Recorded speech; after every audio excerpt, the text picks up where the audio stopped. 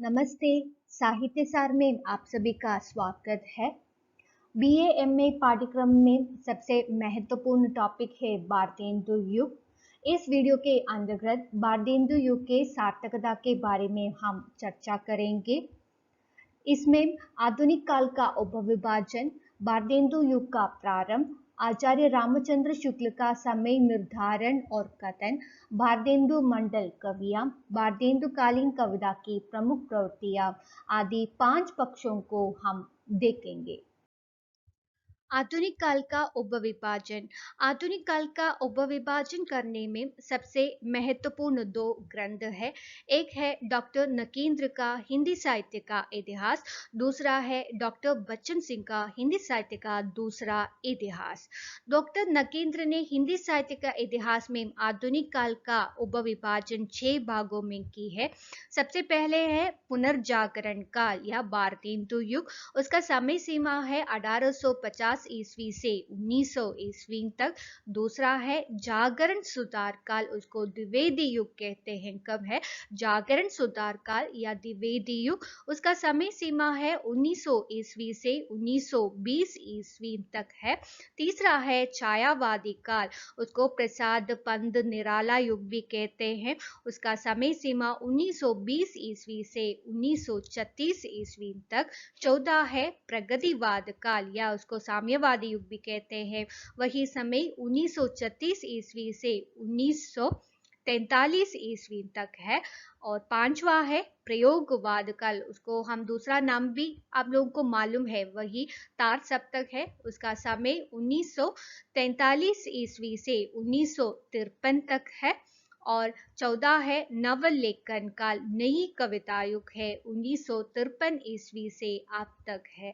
तो डॉक्टर नकेंद्र ने हिंदी साहित्य का इतिहास में आधुनिक काल का उपविभाजन 6 भागों में की है। लेकिन डॉक्टर बच्चन सिंह ने हिंदी साहित्य का दूसरा इतिहास में आधुनिक काल का उपविभाजन 3 भागों में की है। सबसे पहला क्या है? नवजागरण युग। क्या है? नवजागरण युग। वही 1857 से 1920 ईस्वी तक का समय को हम क्या कहते हैं? नवजागरण युग कहते हैं।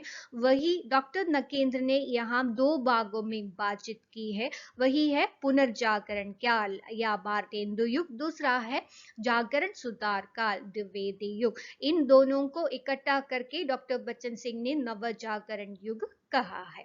दूसरा है स्वच्छंदता युग। वही समय 1920 ईस्वी से 1938 तक का समय है। ठीक है, 1920 ईस्वी से 1938 ईस्वी तक का समय को डॉक्टर बच्चन सिंह ने स्वच्छंदतावाद या स्वच्छंदता युग कहते हैं।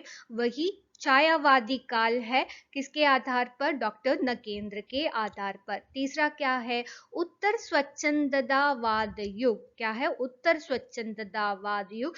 वही डॉक्टर नकेंद्र के आधार पर प्रगतिवाद काल, प्रयोगवाद काल, नवलेखन काल है। लेकिन डॉक्टर बच्चन सिंह ने इन तीनों को इकट्ठा करके उत्तर स्वच्छंदतावाद युग कहा है। वही 1938 से अब तक का समय है। यही है आधुनिक काल का उपविभाजन डॉक्टर नकेंद्र और डॉक्टर बच्चन सिंह का। ये दोनों सबसे महत्वपूर्ण है। आधुनिक काल की प्रारंभिक सीमा के संबंध में मुख्यतः निम्न 3 मत प्रचलित माने जाते हैं, क्योंकि आधुनिक काल की प्रारंभिक सीमा के संबंध में विद्वानों के बीच मतभेद है। वही क्या क्या है? सबसे पहले 1850 ईस्वी से प्रारंभ, क्योंकि ऐसा बोलने का कारण क्या था? आधुनिक काल के अग्रदूत भारतेंदु हरिश्चंद्र का जन्म 1850 ईस्वी में हुआ था। इसलिए कुछ विद्वान 1850 से 1900 तक के समय को भारतेंदु युग या आधुनिक काल की शुरुआत के रूप में मानते हैं। दूसरा है 1857 ईस्वी से प्रारंभ, क्योंकि इस वर्ष में भारत का प्रथम स्वतंत्रता संग्राम हुआ था। इस वर्ष में भारत का प्रथम स्वतंत्रता संग्राम हुआ था, इसलिए 1857 ईस्वी से भी मानते हैं। तीसरा है 1868 ईस्वी से प्रारंभ, क्योंकि भारतेंदु हरिश्चंद्र ने अपनी सर्वप्रथम पत्रिका, यहाँ नोट करना है आप लोगों को, सर्वप्रथम पत्रिका कवि वचन सुधा 1868 ईस्वी में निकाली थी। इसलिए 1868 से 1900 तक के समय को भारतेंदु युग कहते हैं। ठीक है, आप लोगों को ये तीनों वर्ष जरूर याद रखना है।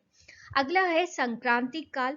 आचार्य रामचंद्र शुक्ल ने रीतिकाल का, कब का, रीतिकाल का समाप्ति काल 1843 ईस्वी एवं आधुनिक काल का, कब का, आधुनिक काल का प्रारंभिक समय भारतेंदु हरिश्चंद्र की पत्रिका कवि वचन सुधा के प्रकाशन वर्ष 1868 ईस्वी को माना है। अतः 1843 ईस्वी से 1868 ईस्वी के बीच के इन 25 वर्षों में, कम है 25 वर्षों में हिंदी साहित्य संघर्षशील अवस्था में रहा। इसी अवधि को हिंदी साहित्य का संक्रांति काल कहा जाता है। प्रतियोगिता परीक्षाओं में ये सबसे महत्वपूर्ण है। संक्रांति काल का समय कब से कब तक है? 1843 ईस्वी से 1868 ईस्वी तक के समय को हम संक्रांति काल कहते हैं। भारतेंदु युग। आधुनिक काल का प्रथम चरण भारतेंदु युग अथवा पुनर्जागरण काल के नाम से जाना जाता है। आचार्य रामचंद्र शुक्ल के आधार पर, यहाँ नोट कर लीजिए, आचार्य रामचंद्र शुक्ल ने भारतेंदु जी के रचनाकार को ध्यान में रखकर इस काल का समय निर्धारण 1868 से 1893 ईस्वी तक किया है। तो आचार्य रामचंद्र शुक्ल के आधार पर भारतेंदु युग का समय सीमा है 1868 से 1893। वस्तुतः भारतेंदु युग कवि वचन सुधा के प्रकाशन काल 1868 ईस्वी से लेकर सरस्वती पत्रिका के प्रकाशन काल 1900 ईस्वी तक माना जाता है। ये सबसे महत्वपूर्ण है। आचार्य रामचंद्र शुक्ल के आधार पर भारतेंदु युग का समय सीमा है 1868 से 1893 ईस्वी तक। भारतेंदु युग का प्रारंभ हरिश्चंद्र के जन्म काल 1850 ईस्वी से एवं समाप्ति काल सरस्वती पत्रिका के आविर्भाव काल 1900 ईस्वी तक माना जाता है। इसलिए ज्यादातर विद्वान भारतेंदु युग का समय सीमा 1850 ईस्वी से 1900 ईस्वी तक मानते हैं। तो इसलिए भारतेंदु युग का दूसरा नाम भी है, वही पुनर्जागरण काल है। भारतेंदु युग का समय सीमा है 1850 ईस्वी से 1900 ईस्वी तक। भारतेंदु जी को हिंदी गद्य के जनक भी कहे जा सकते हैं। इससे संबंधित एक महत्वपूर्ण कथन है आचार्य रामचंद्र शुक्ल जी का। मुंशी सदासुखलाल की भाषा साधु होते हुए भी पंडिताऊ बन लिए थी। लल्लू लाल में ब्रज भाषावन और सदल मिश्र में पूरबी बनता। राजा शिव प्रसाद का उर्दूपन शब्दों तक ही परिमित न था, बल्कि वाक्य विन्यास तक में यह घुसा था। राजा लक्ष्मण सिंह की भाषा विशुद्ध और मधुर तो अवश्य थी, पर आगरा की बोलचाल का पुट उसमें न था। भाषा का निखरा हुआ शिष्ट सामान्य रूप भारतेंदु की कला के साथ ही प्रकट हुआ।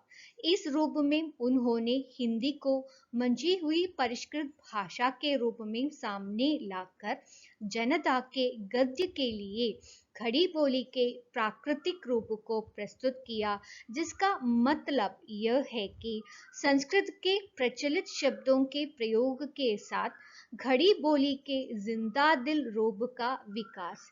इसका आशय यह है कि वह किसी के दबाव में न आकर भाषा के सजीव रूप का प्रयोग करते थे, जिस कारण वे और उनके समस्त मंडल के लेखकों के बीच एक स्वच्छंद और उमंग युक्त भाषा को विकसित होते देखा जा सकता है। हिंदी साहित्य का इतिहास में भारतेंदु या भारतेंदु मंडल के बारे में लिखा है। यह सबसे महत्वपूर्ण कथन है। किसका है? आचार्य रामचंद्र शुक्ल का। यूजीसी नेट सेट एग्जाम में इससे संबंधित सवाल भी पूछते हैं, इसलिए थोड़ा ध्यान भी रख लीजिए इन बातों को। भारतेंदु मंडल। भारतेंदु मंडल कवियों में सबसे प्रमुख है प्रताप नारायण मिश्र, बालकृष्ण भट्ट, बद्री नारायण चौधरी प्रेमचंद और ठाकुर जगमोहन सिंह। तो भारतेंदु मंडल कवियों के रूप में प्रमुख कौन कौन है? प्रताप नारायण मिश्र है, दूसरा है बालकृष्ण भट्ट, तीसरा है बद्री नारायण चौधरी प्रेमचंद और चौथा है ठाकुर जगमोहन सिंह। तो आप लोग इन नामों से ध्यान रखना है, प्रताप नारायण मिश्र, बालकृष्ण भट्ट, बद्री नारायण चौधरी प्रेमचंद और ठाकुर जगमोहन सिंह।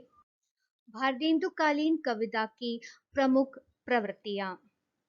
भारतेंदुकालीन कविता की प्रमुख प्रवृत्तियां। सबसे पहला पॉइंट है सामाजिक सुधार की भावना। भारतेंदु और भारतेंदु मंडल कवियों का लक्ष्य था समाज की सुधार, इसलिए सामाजिक सुधार की भावना सबसे महत्वपूर्ण है। दूसरा है राष्ट्रीय चेतना की अभिव्यक्ति। तीसरा है समाज की दुर्दशा का चित्रण। चौथा है श्रृंगारिकता की भावना, क्योंकि रीतिकाल का प्रभाव हमें यहाँ देखने को मिलते हैं। पांचवा पॉइंट है प्रकृति के उद्दीपन रूप के साथ आलंबन रूप की भी अभिव्यक्ति। छठा पॉइंट है गद्य की अनेक विधाओं का प्रादुर्भाव, माने उपन्यास, कहानी, नाटक, निबंध जैसे नई विधाओं का विकास कब हुआ है? भारतेंदु युग में हुआ था। सातवां पॉइंट है प्राचीनता व नवीनता का अद्भुत समन्वय। आठवां पॉइंट जाति पांति वर्ग वर्ण भेद का विरोध भी किया है। नवा पॉइंट बहुविवाह, बाल विवाह एवं अस्पृश्यता का विरोध है। 10वां पॉइंट है सामाजिक धार्मिक रूढ़ियों व पाखंडों का विरोध है। 11 पॉइंट है समस्या पूर्ति व अनुवाद की प्रवृत्ति है। 12 है हास्य व्यंग्य की शैली का प्रणयन है। 13 है पत्र पत्रिकाओं का प्रचलन, क्योंकि कवि वचन सुधा, बाल बोलनी जैसी महत्वपूर्ण पत्र पत्रिकाओं का विकास इस समय हुआ था। 14 पॉइंट है काव्य की भाषा ब्रजभाषा। 15 है गद्य की भाषा खड़ी बोली। ये दोनों आप लोगों को नोट करना है, क्योंकि भारतेंदु युग में काव्य की भाषा ब्रजभाषा था, गद्य की भाषा गड़ी बोली के रूप में विकास हुआ है। ठीक है, तो भारतेंदु कालीन कविता की प्रमुख प्रवृत्तियों के रूप में मैंने इसमें 15 पॉइंट दिया है। ये सबसे महत्वपूर्ण पॉइंट्स है। निष्कर्ष में कह सकते हैं कि भारतेंदु युगीन रचनाकारों ने जहां एक तरफ तत्कालीन ब्रिटिश सरकार की नीतियों को उजागर किया, दूसरी क्या था? दूसरी और जनमानस में निज भाषा की उन्नति, माने हिंदी में ज्ञान, विज्ञान और संस्कृति की उन्नति और अपनी भाषा से प्रेम तथा राष्ट्रीयता की भावना का संचार भी किया है। यही है भारतेंदु युग का निष्कर्ष। इस वीडियो आप लोगों को पसंद आए तो सब्सक्राइब करके लाइक बटन भी दबा दीजिए। धन्यवाद। जय हिंद।